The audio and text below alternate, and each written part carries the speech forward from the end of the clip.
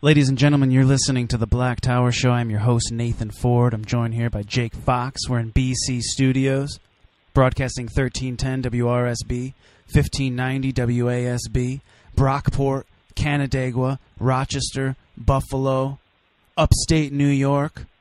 And we just had a big storm up here. People are shoveling out their cars. It's gray. We're heading into that gray time. Black Friday. Well, you're gonna get yourself a $5 TV. Good for you. But you know what? We got work to do in BC Studios because you're listening to the Black Tower Show, underground radio for the inquisitive mind. Our guest on the Black Tower Show today, we've had him on a few times. You need to listen to him. You need to listen to the words that he's saying because he's been there. He's done that. And he knows what's going on, and he can help lead you out of the darkness, which is what we need right now. Paul Craig Roberts was Assistant Secretary of the Treasury for Economic Policy and Associate Editor of the Wall Street Journal. Columnist for Business Week, Scripps Howard Service, the whole nine. Paul Craig Roberts, thank you so much for taking the time to talk to us. I'm pleased to be with you. Let's start with your recent article, The Dying Dollar. This seems to be a common theme. Quantitative easing, dumping a bunch of money, fake money into our economy. And here we are. Everyone's riding high. Everyone's high-fiving each other.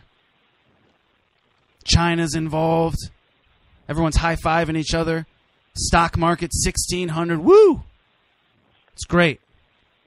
Paul Craig Roberts, talk about the dying dollar. What's really going on here? Well, what quantitative easing, the purpose of it is to support the balance sheets of the banks that the Federal Reserve has decided are too large to fail. It's just a handful of banks that receive the attention of 100% of U.S. monetary policy. And by buying $1,000 billion worth of bonds annually, split between U.S. Treasuries and mortgage-backed securities, the Federal Reserve keeps bond prices very high, which also means interest rates are very low, essentially zero. In fact, they're negative if you figure in the rate of inflation, so that savers are losing money on their savings because the interest rate is less than the rate of inflation. But the policy greatly benefits the large banks because the price of all debt instruments moves together. So when the Federal Reserve drives up the price of bonds by buying 1,000 billion of them every year, it raises the prices of the debt-related derivatives on the balance sheets of the banks and keeps the banks solvent. And that's the purpose of the policy. Now, of course, the liquidity that the Federal Reserve is pouring into the banks is not getting into the economy. It's getting into stock prices. So you have a bubble there.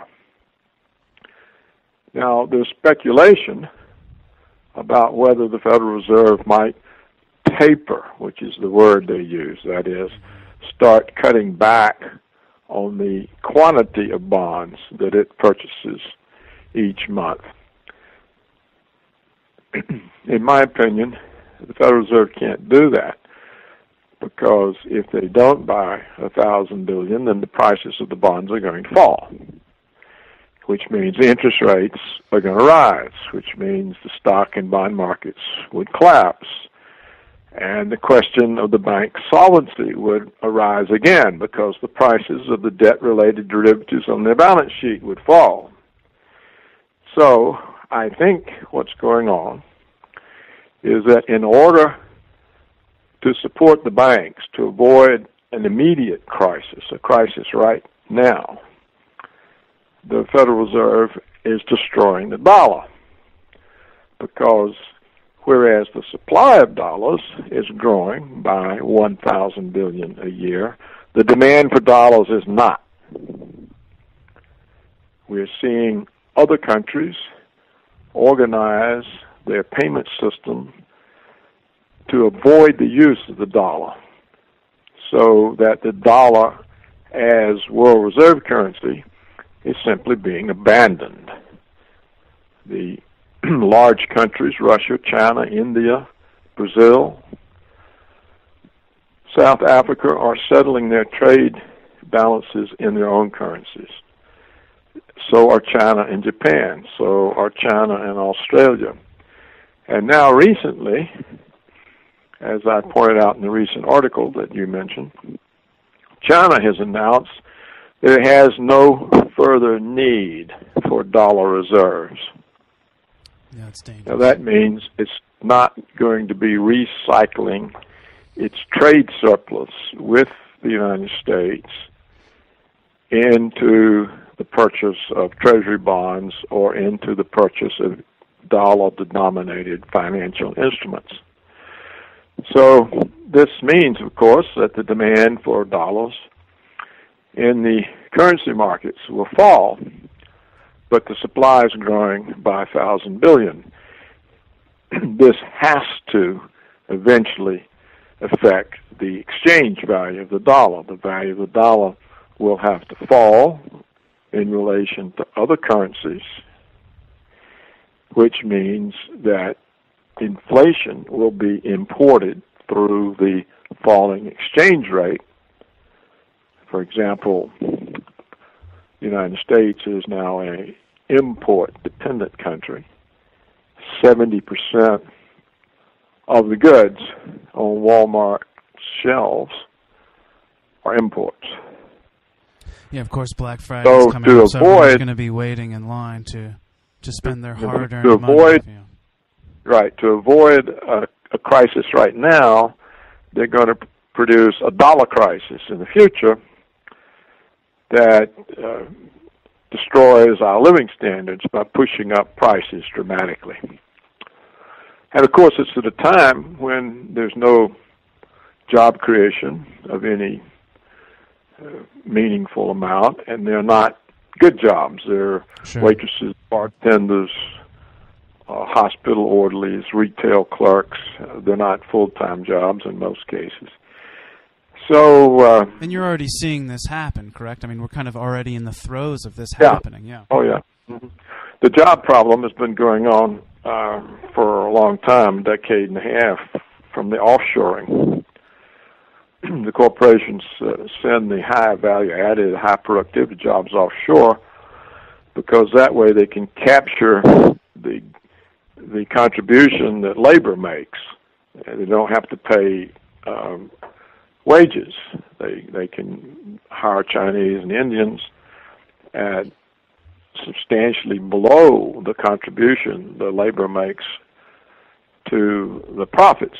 And they can do this because there are large overhangs over those labor markets. There's several 100 million unemployed people hanging over the labor market, which suppresses the wages.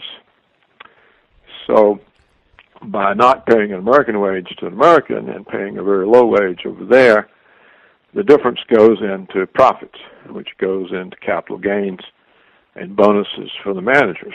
Sure. I think it's important to note, too, that that's what it looks like for people on the ground. The prices of goods go up. Because people ask me, well, what does it mean for me? And that's the change in lifestyle that those people are going to have to endure. As the dollar dies, as you say, what it means for the regular person is that the prices of things that they need to live are going to go up. And keep in mind that this is happening simultaneously while the government is cutting benefits like people's food stamps, SNAP benefits, something billions of dollars being cut from that over the next 10 years. That's happening simultaneously, and it seems to a lot of people there's a war on people that are living in poverty. There's a war on poverty, and those people are becoming isolated, and it's a real problem even in this city, in Rochester, New York. And more people are being pushed into poverty by these policies. So the so-called underclass is growing.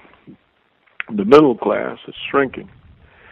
And all the income gains are going to like the top 1% or half of 1%. So we see massive concentrations of income and wealth at the very, very top. We see the ladders of upward mobility being dismantled as the middle class is declining, diminishing. And we see the number of people hard-pressed growing. And everyone is being except for the 1%, everyone is being forced to draw down whatever savings or equity they have in order to live. You know, retired people who saved during the course of their life and expected to live on the interest on their savings, you don't get any interest income with the interest rates at near zero. Or, to correct myself, negative interest rates when you factor in inflation. So they have to spend their capital. They're having to spend down the savings that they expected to live on. So everyone is being pushed closer and closer to difficult circumstances. Sorry to interrupt, but also, you know, because this idea of the death of the middle class and how important the middle class is to keeping the economy stable and real. It's something that's talked about a lot, but we have to keep going back to this point. Isn't it important that we have a viable middle class? Well, see, the middle class was the way that the lower class could rise. If you were born in hardship, but if you managed to get some kind of education and you worked hard and paid attention, you could rise up into the middle class. And occasionally somebody in the middle class could rise up and become wealthy. And these were ladders of upward mobility, and that's why the United States was called an opportunity society. It was a very rare feature in the world. It didn't exist in most countries. In most countries, you were stuck in the class you were born in. There was no real way to get out. And so this was what was unique about the United States. It's why immigrants wanted to come here. And it's why you saw the stability that we had, because it was possible for people at the bottom to raise themselves up. And that kept social and political stability. But when you murder the middle class, which is what the corporations and the government and the Federal Reserve are doing, and has been doing, when you murder the middle class, then you destroy that stability. So you are exactly correct. Are there any methods or actions the Federal Reserve or the government can take to save the dollar, or is it already baked in the cake that it's going to die? They could do some things, but I think, and I'll talk about what that would be, but I think it is baked in the cake because it's been going on long enough for the rest of the world watching this and realizing they have massive amounts of wealth in dollars, and the dollars are being diluted by the printing press. You know, the Federal Reserve is operating as if it's a banana republic. And also, the dollar is not just the value of the dollar that people are worried about. The dollar has, as reserve currency, has been the way the United States has been the financial bully.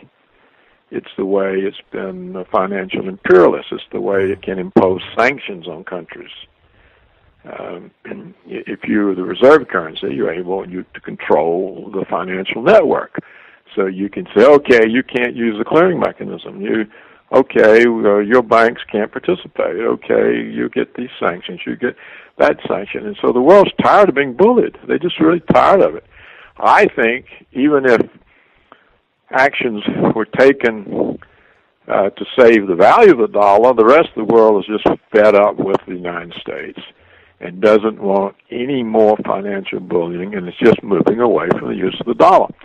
And they're beginning to see that this gives them more space, more opportunity, more living room, and I think that the dollar would be abandoned even if some kind of sensible policy was implemented to save it.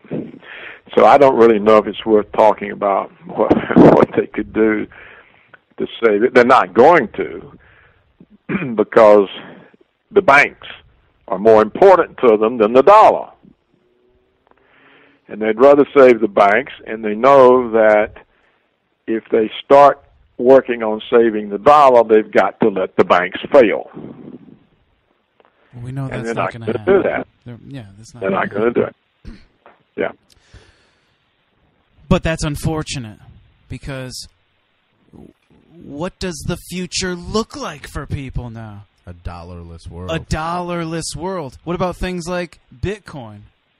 What about cyber currencies? Could that be something that could come up and help, have an egalitarian kind of way of, something different from the dollar? Not if the government decides to destroy it or outlaw it, look, all the government has to do is buy a few Bitcoins and then dump them all at once on the market because the price of the Bitcoins is so volatile. A while back, something like that happened. Somebody dumped a relatively few Bitcoins, and the market collapsed. So if the United States government wants to protect the dollar from the rising gold price, it can go in and sell naked shorts in the gold market and drive the gold price down. Sure. They pivoted it down from 1,900 to 1,250. Then they can do whatever they want with the Bitcoins as well. Or they can simply say it's used for money laundering and terrorism, and we're going to arrest everybody that's got one. That's all they have to do. So I don't really know. Right there, yeah. Things like this can't survive unless the government accepts it and permits it. And if the Bitcoin is seen as an alternative to the dollar, they'll say, the hell with that. We're not going to permit that. We don't permit gold.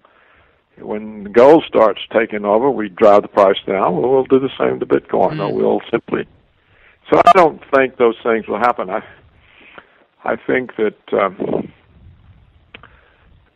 what's in store for Americans is unemployment or some kind of minimum part-time jobs that you can not pay your bills with, rising inflation because of the declining value of the dollar.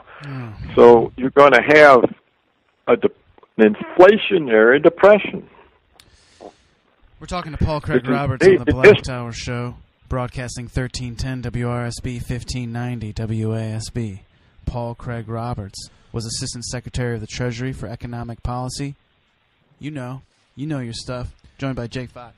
I don't mean to interrupt your thought there, but do you think the fact that Bitcoin, only 21 million Bitcoins can possibly be made, do you think because there's a finite number of Bitcoins, the value has a ceiling to it? Do you think that it's harder to manipulate and it's harder to destroy, by governments because of that? No, I don't think that makes it any harder for the government to destroy it. No, the reason I think Bitcoin said they were only going to issue a certain number of the coins is so that they would have value. They're not just going to be diluted forever by issuing new ones and new ones and new ones. So if people, have confidence in Bitcoin, since the supply is limited, they tend to bid up the price. And that actually, I think, makes it harder to use, certainly for ordinary people. What do you make of Bernanke and others, really embracing Bitcoin, saying it's a legitimate alternative currency? Well, I don't think they mean it, and I don't think they've actually reached that conclusion. When what I saw when that was discussed was all sort of like it could be seen this way. It didn't mean they were going to see it that way. And if they see it as a rival to the dollar, they won't tolerate it. Just like I told you, they've knocked gold down. So, look, gold hit 1900 in 2011. Some 2.5 years ago, and ever since the Fed's been taking it down. So they're not going to say, okay, we're not going to let gold challenge the dollar, but we'll let the Bitcoin? No way. No way at all. They may simply think it's just not a big enough thing to challenge the dollar and not be worried about it. But if it does, they'll knock it out. We're talking to Paul Craig Roberts on the Black Tower Show. We only have a few more minutes here, but I want to get now one of your articles here, the Kennedy assassination, and I want you to talk a little bit about that because you talk about kind of the illusionment of Americans not really listening to these facts that are out there. Talk about the Kennedy assassination, what it means to you. Well, the Kennedy assassination has been studied for a half century by a lot of competent historians who have essentially given their life to that. And we now have a great deal of information. In fact, probably more than a person would be able to read in his lifetime. And what the information shows conclusively is that President John F. Kennedy was on extremely bad terms with the CIA and the Joint Chiefs of Staff. Kennedy had not supported the CIA-orchestrated invasion of Cuba, the Bay of Pigs. He didn't provide the air cover that the invasion needed, so it failed.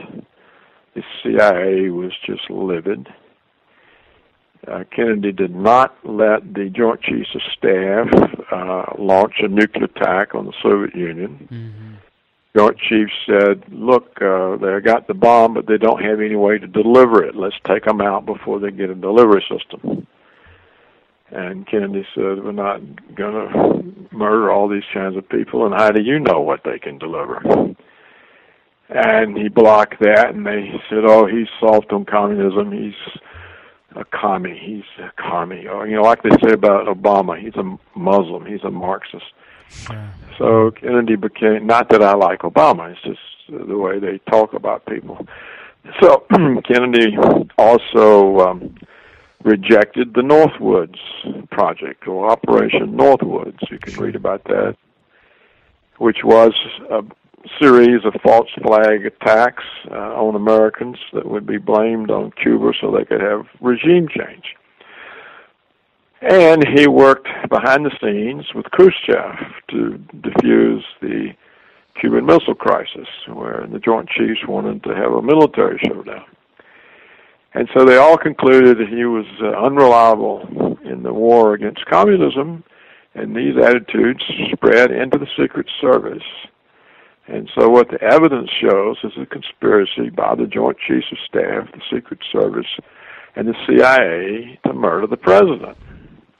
And that's precisely what the films show that the bystanders took of the Kennedy motorcade going down the streets in Dallas. One of the films shows clear as day that the Secret Service ordered off of the president's limousine, so all the protection. He's now open to a shot, and they ordered off just a few minutes before the killing shots. The Zapruder film shows that the shot hits him in the right front of the head and blows out the back of his head. It shows Jackie Onassis, as she later became, his wife, crawling out on the trunk, getting the back of his head. It's obvious he wasn't shot from the rear by Oswald. So all of this has been known for years.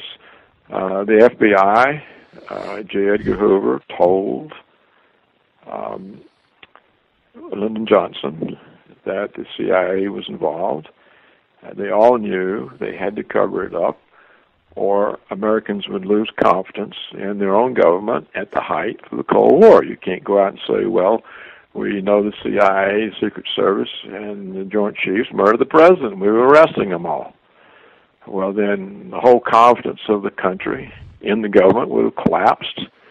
They wouldn't have been able, in the minds of the politicians, to keep things stable enough to resist the Soviet threat. So this is essentially what the historians, and all I'm doing is reporting on what they have, what they've said. Well, it means a lot coming from you specifically, Dr. Paul Craig Roberts. We're talking on the Black Tower Show. I mean, you were there. You were in the White House. You were working there. I mean, you're coming out and saying, well, not at that time, not at that time, but you understand the culture there. And it makes me think about, even when you talk about JFK and the CIA, really what I'm thinking about is that there's this internal warfare in our government.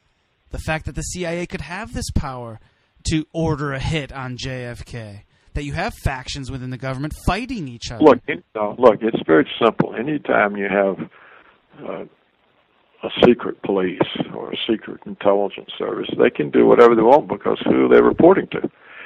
Even their budgets are secret. And you knew this to be true when you were in the White House. Well, I knew that to be... I wasn't in the White House. I was in the Treasury. I knew that to be true when I was in the congressional staff because I was once a staff associate of the House Defense Appropriations Committee, which had jurisdiction over the military budget, and I had to have all these secret clearances so that I could advise the congressman. And it's quite clear that you simply weren't shown the black op budgets. Nobody knew what they were or where they were. So it's common knowledge. I mean, this pessimism. No, nobody in Congress knew what they were. Yeah. I doubt the president has any idea. I don't even know. It's fascinating for people to understand. You understand that most people would find this absolutely fascinating, that the President of the United States wouldn't know what was going on in the CIA. I mean, this is you know. The President doesn't know anything other than what he's told. And everybody in the government has an agenda. And they're not necessarily the President's.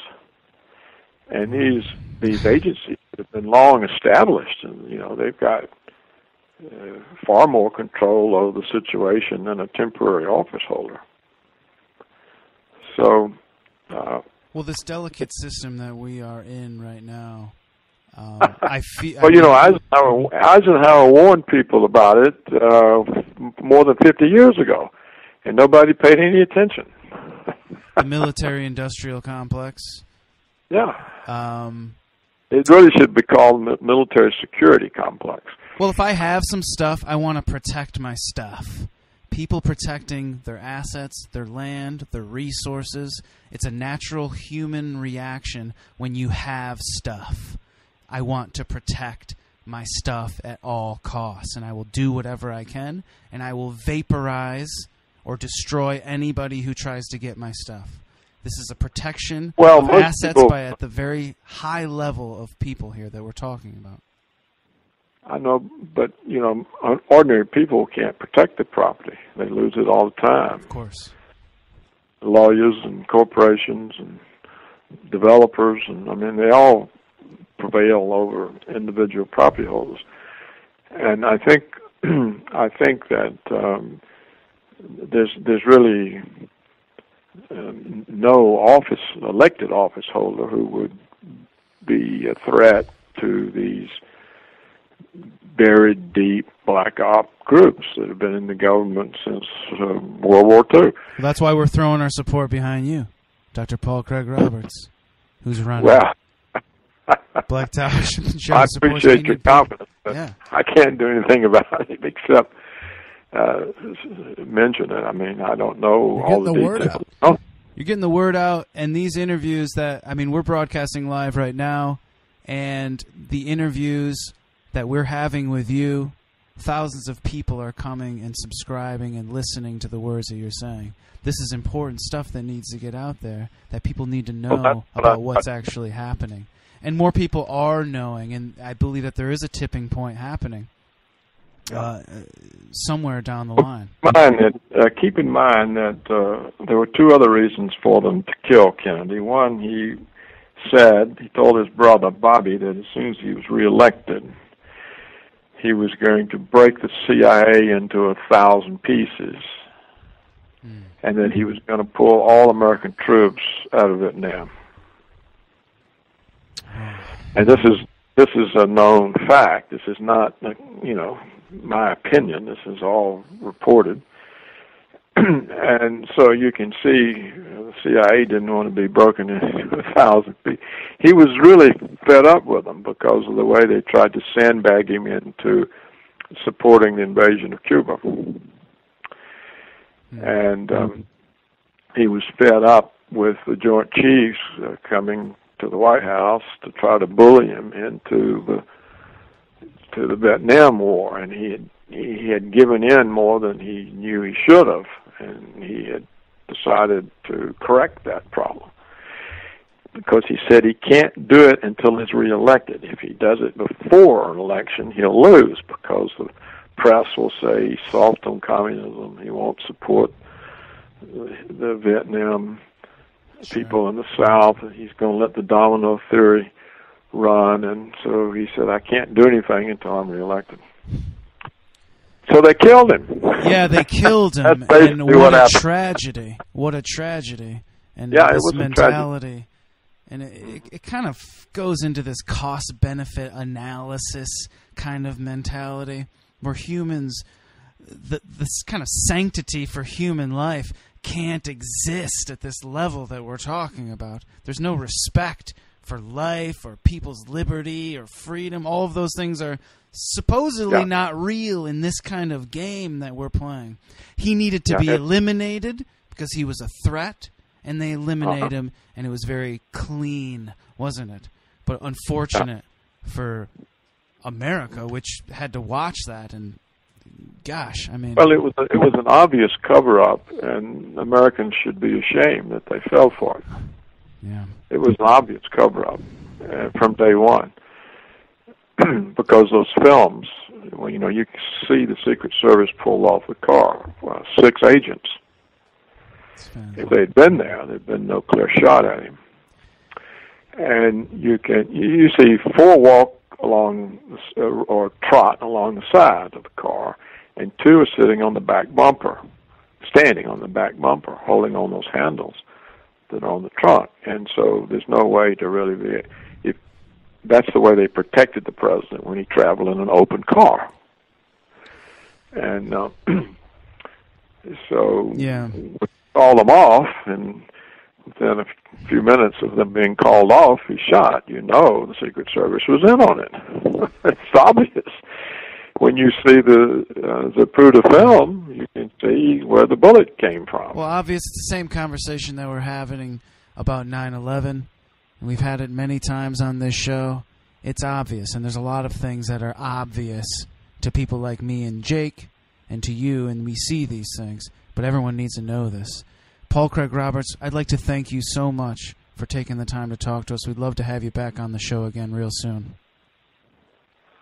Oh, sure. I'll come back with you.